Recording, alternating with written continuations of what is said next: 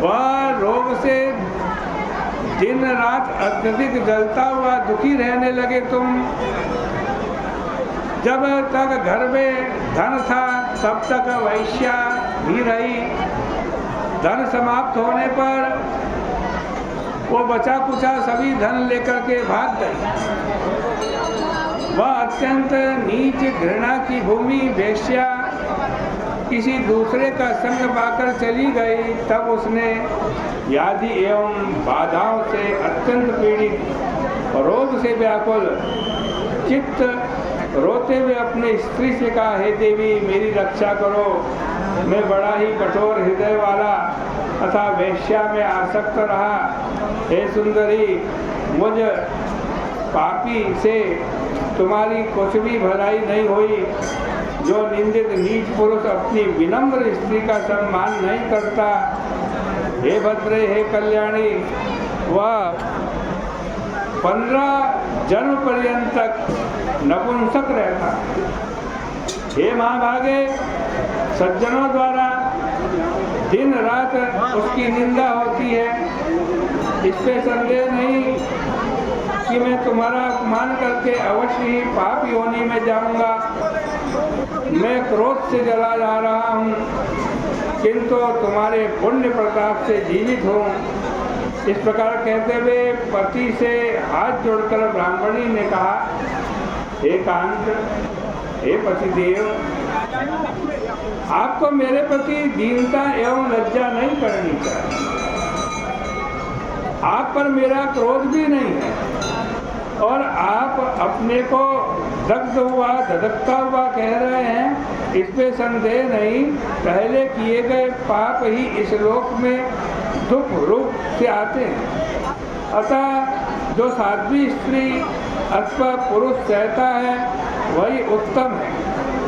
मुझ पापनी ने पूर्व जन्म में जो पाप किया उसे भोगते हुए मुझे दुख नहीं है न खेद है। ऐसा कहकर सुंदर भौं वाली उस ब्राह्मणी ने पति का पालन किया।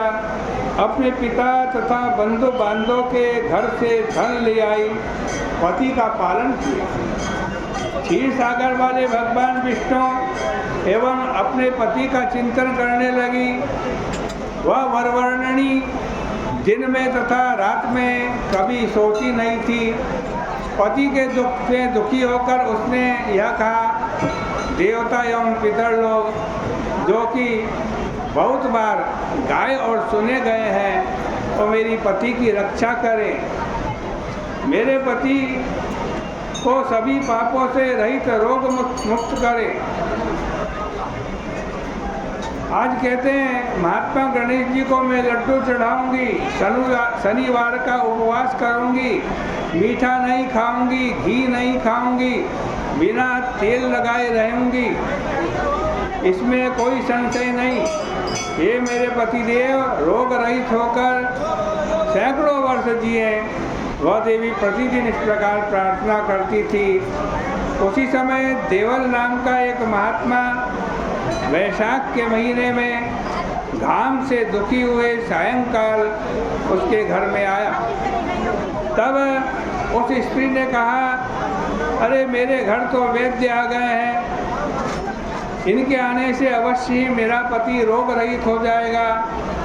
मैं इनका आतिथ्य सत्कार करूंगी। तुम्हें धर्म से विमुख जानकर यह साधु महात्मा जानकर बैठने तक नहीं देगा। वैद्य का बहाना करके तुम्हें बहलाकर उसने उसके चरणों को धोया और उस जल को तुम्हारे सिर के ऊपर चढ़ाया।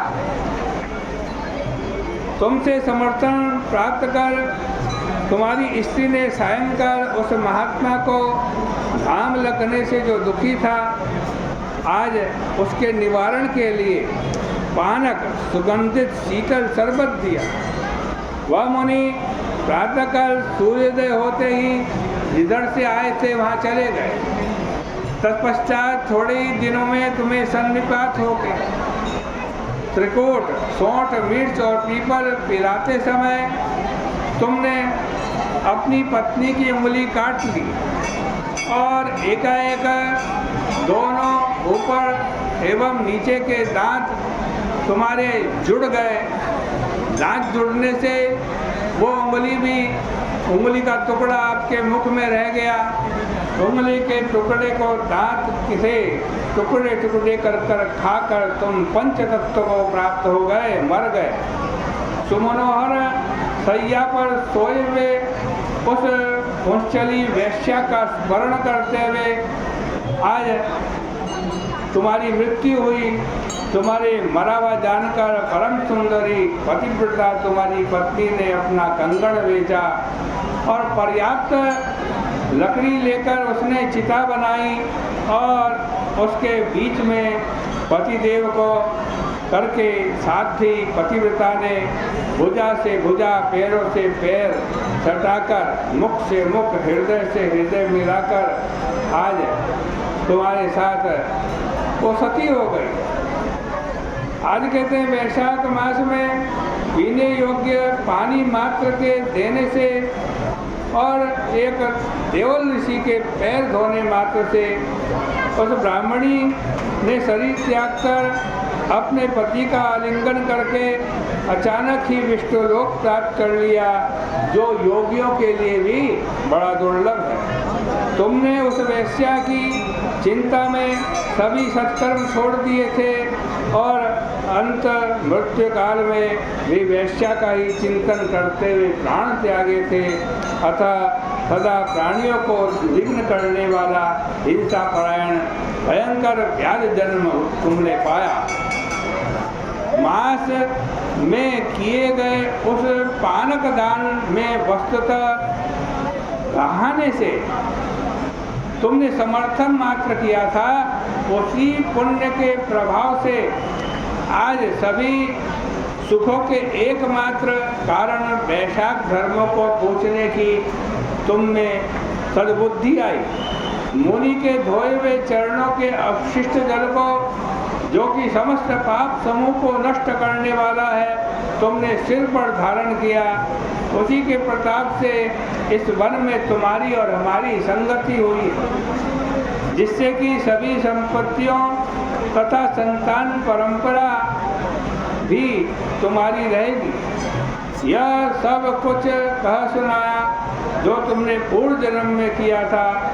देव चक्षु द्वारा तुम्हारे पुण्य पाप कर्मों को देखा, अथवा अत्यंत गोपनीय ये बात तुम्हारे लिए कहूँगा, जो सुनना चाहते हो।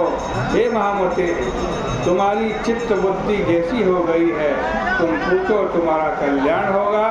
इस प्रकार से श्री स्कंद पुराणे वैशाख महात्म्ये नारदम्बरी संवादे व्यादोपाख्याने व्यादस्य पूर्व जन्म कथनम नाम 18वां अध्याय, ये 18वें अध्याय की कथा, इसके पुण्य को भगवान के श्री चरणों में अर्पित करते हैं। बोले गंगा मैया की, बोले वैशाख महात्मा की जय।